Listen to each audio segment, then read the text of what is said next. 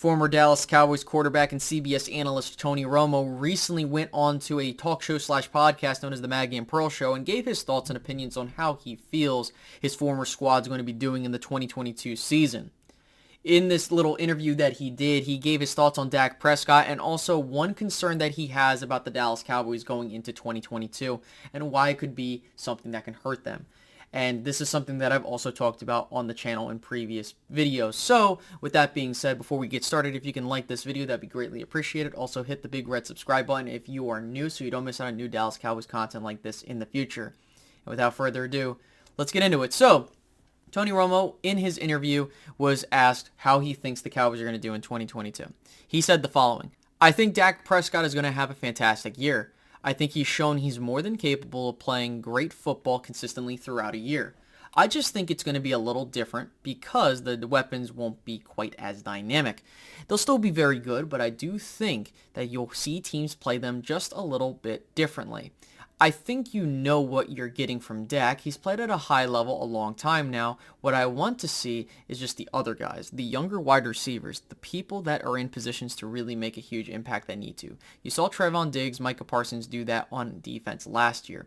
Those guys really came on. You need a guy or two like that each year, but I think Dak is going to be Dak. I think he's going to be good. He's going to play good football. He's going to give them a chance to win every week he plays." And Tony's absolutely correct here. Listen, Dak Prescott has elevated his play every single year. He did have the hiccup in 2020 where he got hurt, and as he's trying to get back into that form, we saw what he did last year. Even with going through all of that, Dak Prescott broke Tony's record for most touchdown passes thrown in a season, and not even with the extra game.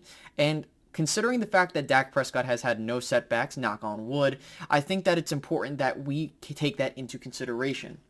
A lot of people forget that when you have these traumatic injuries happen to athletes, sometimes it does take a little bit to get back into form. A good example of this would be a guy like a Klay Thompson. I understand that it's a different sport, but just hear me out. Klay Thompson, having 2 years removed from the sport, when he came back, he had his moments of being really good and other moments where he did look like a dud. But now that he's had a full year under his belt and now that he's getting back from the injury, I do believe that he will be very good this upcoming season. Same thing applies to any other athlete like Dak Prescott. I think now that we're moving another year outside of that injury and he's fully healed and he's fixed himself up, I think we're ready to see Dak Prescott really turn into a very good quarterback. Not that he isn't one already, but I think that's what a lot of people are hoping we see this year, especially considering the fact that the weapons have degraded in terms of the value. Yes, that's something Tony did bring up, and that is going to be a huge focal point this year for the Cowboys.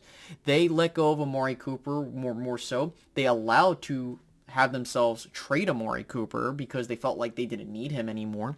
They put all their chips in one basket with CeeDee Lamb, hoping that he will eventually evolve and become that superstar wide receiver that he has been projected to be, and I think that he will be, honestly. You're banking on Michael Gallup making a full recovery from the ACL injury he suffered late in the season against Arizona, and basically thinking that he's going to end up being that number 2 guy that helps the offense become more dynamic with his toe touch abilities and all that other stuff.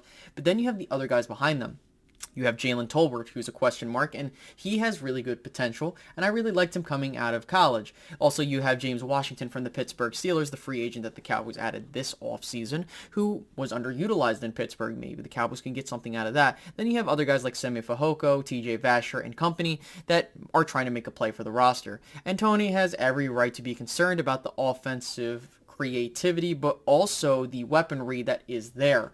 If the Cowboys are going to have a chance, they're going to need to be a little bit more dynamic, and just honestly, if I'm going to be real with you guys, it's going to come down to if these guys can play at a high level and continue to contribute. Yes, if Dak Prescott is on his A game, sure, you have a chance, but at the same time, it is a team sport, and that's not me trying to excuse the play of Dak Prescott if he doesn't play well, but look, it's going to come down to, can Dak Prescott continue to get better, or rather refine what he can do right now, and especially if they're going to try and run him more, that's going to be something that's going to be big.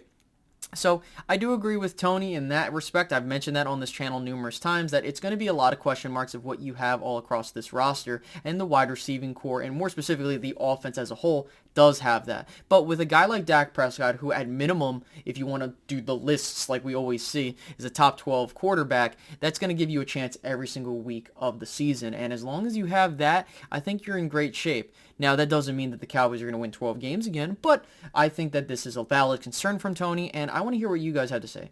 Leave that down in the comment section below. Make sure to like, subscribe, and hit the notification bell, and tell me, does Tony have a point, or maybe is he just not really understanding the whole situation? Feel free to, comment down below. All right, guys, I'll catch you guys later. Goodbye.